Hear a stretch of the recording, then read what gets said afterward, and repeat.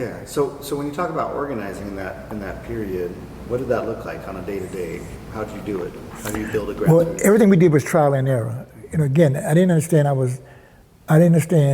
organizing as I was organizing the community. Entry, maybe his brother Jim Hayes would bring people together.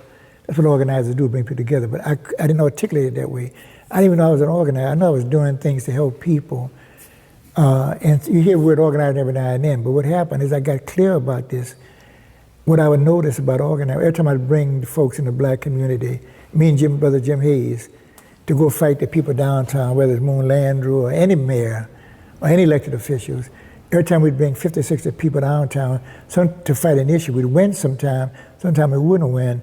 But what happened every time we did it, we bring people together and we came back to our group, we wound up fighting each other. And I didn't understand that. So what happened is, it kept happening for a while.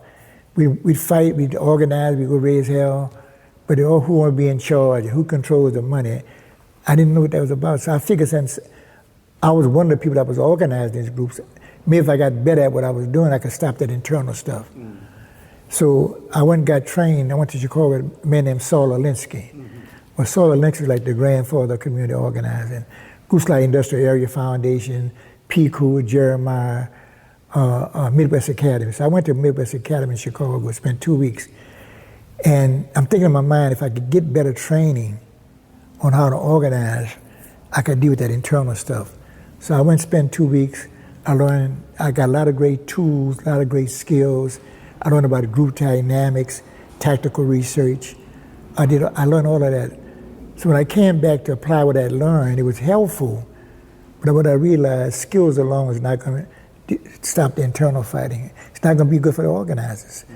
So I realized if you give somebody some skills and they don't deal with their racism, they can become a skillful racist. And I said, well, damn. So that's when I met Dr.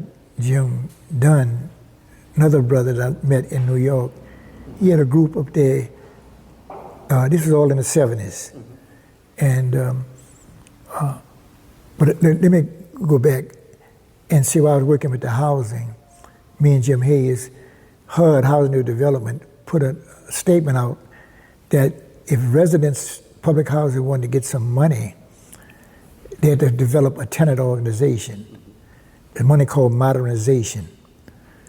And they could use this money to fix their housing, but they couldn't get it unless they formed an active tenant group. We never had active tenant groups. So we began to organize in New Orleans. We had like 9 housing developments. And many other people were doing it as well. So we began to organize tenant groups. Didn't know exactly how to do it, but bring people together. And then we began to get this modernization money. But again, even helping all the residents, we still didn't understand that internal dynamics of how people struggle with each other. Because that was going on at every level we were doing organizing, whether it's public, private housing. So again, when I want to put that forward, we did a lot of work in public housing.